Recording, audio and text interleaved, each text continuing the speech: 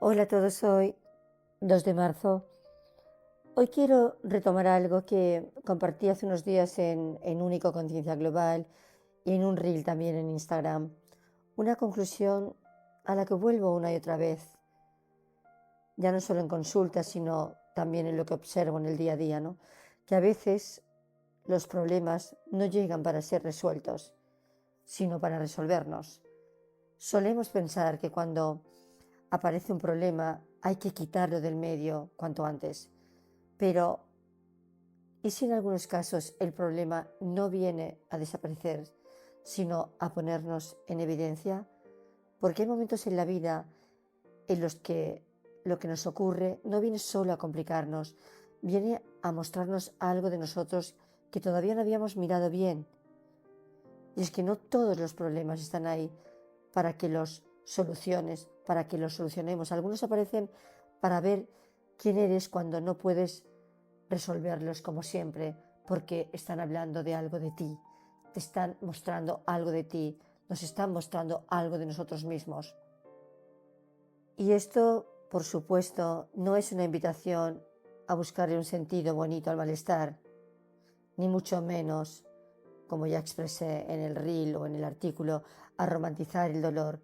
Es más bien una invitación a mirar con más finura psicológica lo que a veces ocurre cuando ciertas dificultades se repiten o se enquistan en la vida cotidiana, en nuestra vida cotidiana. Porque hay un error habitual. Cuando algo duele, queremos que desaparezca. Por supuesto, queremos que desaparezca. Queremos resolverlo rápido, cerrar el episodio y volver, si es posible, a la normalidad cuanto antes. Y es comprensible. El malestar nos incomoda, nos desorganiza, nos descoloca, pero en esa prisa por apagar el incendio, a veces cometemos un error sutil. Confundimos alivio con comprensión. Y muchas veces, entonces, no entendemos qué está pasando.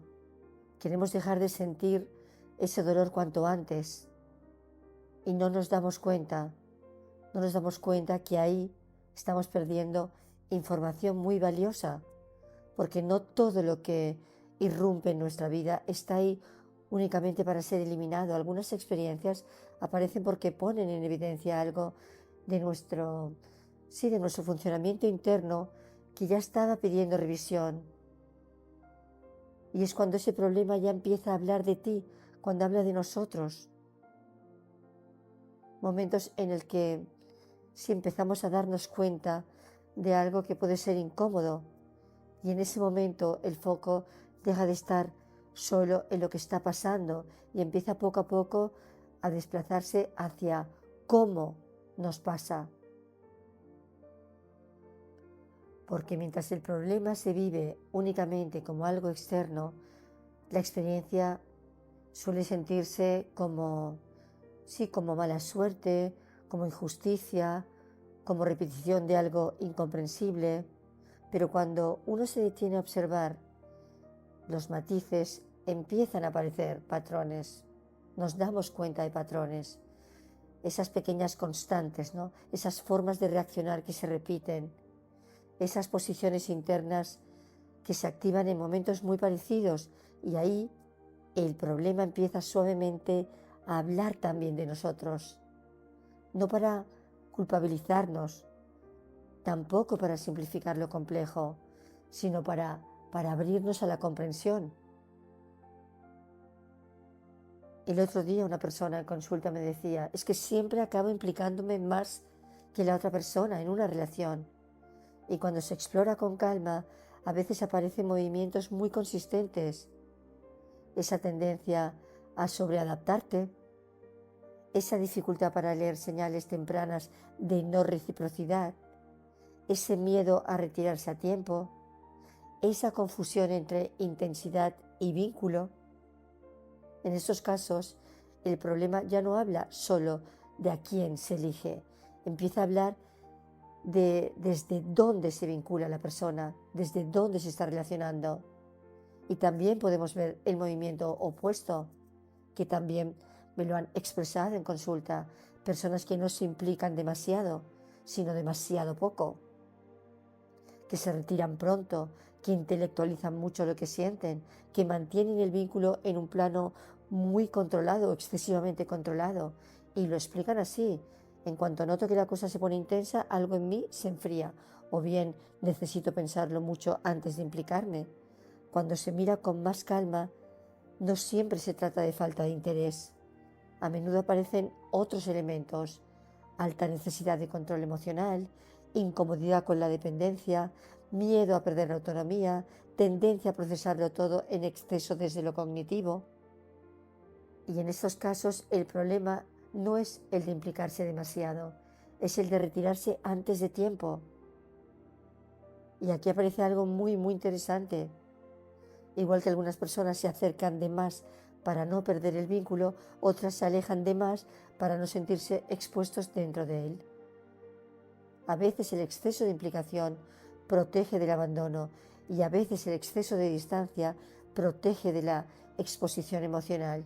Y en ambos casos el problema empieza a decir algo sobre la posición desde la que esa persona se vincula. Muchas veces creemos que el problema está en la otra persona, pero con bastante frecuencia lo que se activa son cosas no resueltas en nosotros mismos, reacciones que se disparan, heridas que se tocan, asuntos que en realidad ya venían de antes. A veces pensamos que tenemos un problema con alguien y en parte puede ser así, pero cuando ciertas situaciones se repiten, conviene preguntarse: ¿qué hay todavía no resuelto dentro de uno que se activa justo ahí? ¿Qué hay todavía no resuelto que se activa dentro de uno mismo? Porque lo que más nos altera del otro suele rozar algo que ya estaba pendiente en nosotros, y el síntoma se convierte en el mensajero. Y ya te digo, o ya os digo, surge en todos los ámbitos, en las relaciones sociales, familiares, personales, en el ámbito profesional. Personas capaces, responsables, incluso muy comprometidas, que sin embargo se bloquean justo cuando tienen que dar un paso adelante, que procrastinan, que postergan, que se paralizan en momentos clave. La lectura rápida suele ser dura: falta de disciplina, desorganización, poca fuerza de voluntad, también decimos, pero cuando se mira con más, sí, con más detalle, ¿qué vemos? Miedo a exponerse, autoexigencia paralizante, dificultad para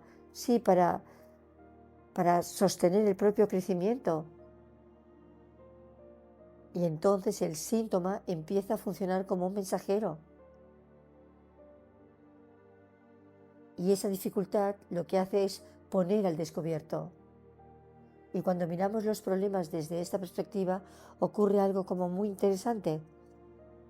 La experiencia deja de vivirse únicamente como algo que me pasa y empieza poco a poco a leerse también como algo que me muestra.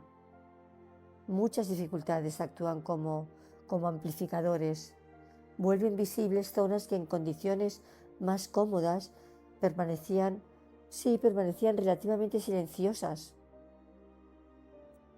Formas de relacionarnos que parecían funcionales hasta que dejan de serlo. Esos niveles de autoexigencia que parecían motores que nos mueven hasta que empiezan a bloquear. Estrategias de control que daban seguridad hasta que generan rigidez. La dificultad no siempre crea el problema desde cero. Muchas veces lo vuelve visible, porque cuando una situación nos descoloca de verdad, suele ocurrir algo doble.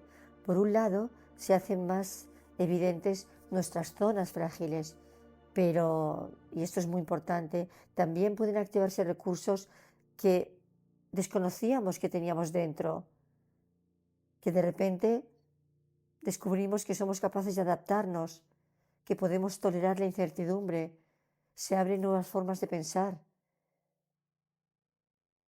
algo como más maduro, expresamos madurez, que sin esa fricción, esa madurez no habría podido salir.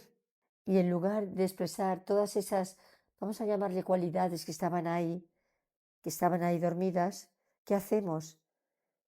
insistimos en volver a la versión anterior.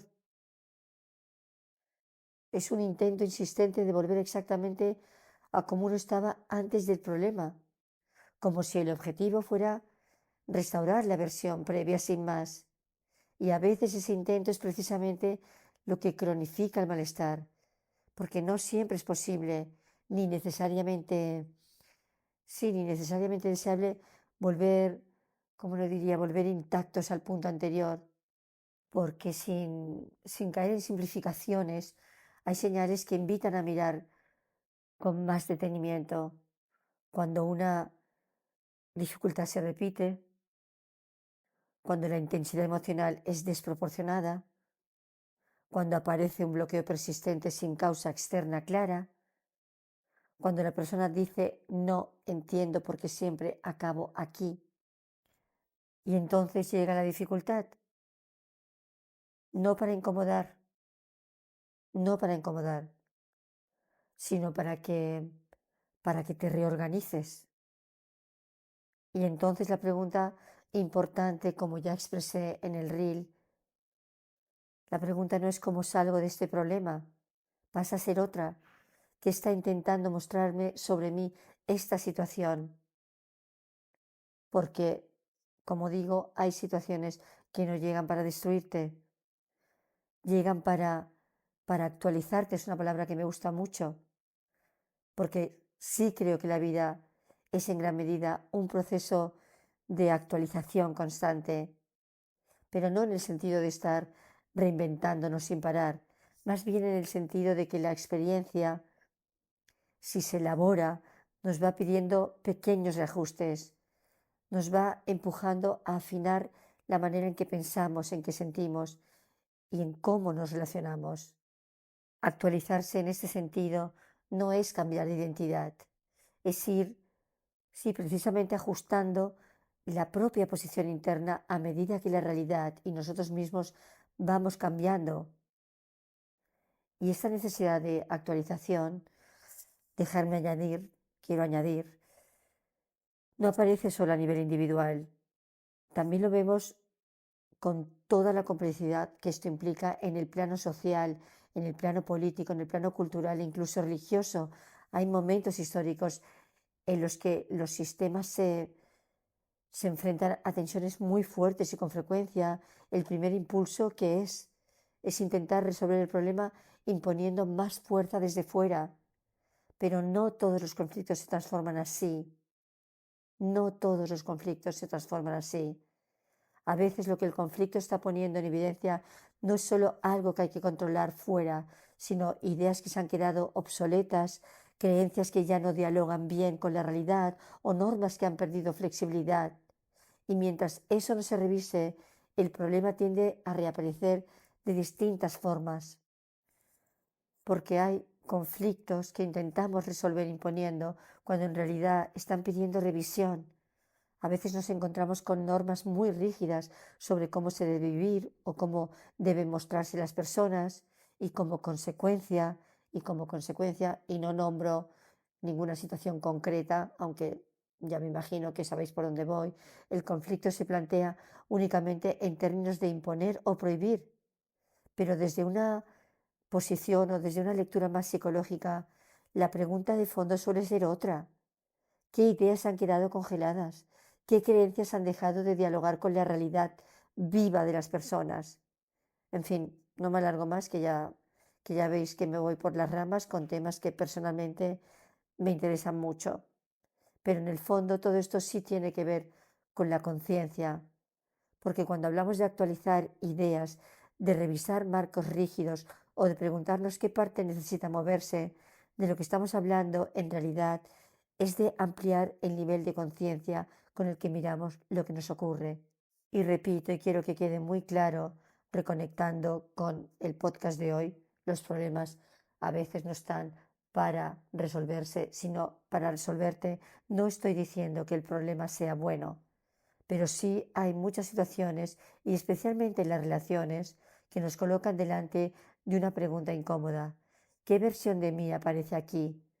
Porque hay conflictos que sin buscarlos nos desafían no porque el problema sea deseable, sino porque en ocasiones la dificultad nos empuja a desarrollar aspectos o responder desde partes más lúcidas, más claras, más conscientes, más generosas, más amorosas, más creativas, más libres, con mayor capacidad de comprensión, con mayor capacidad de regular la reacción, con más claridad para poner, sí, también para poner límites cuando hace falta, pero límites reales, no narrativos ni defensivos, y en algunos casos también más capacidad de perdonar.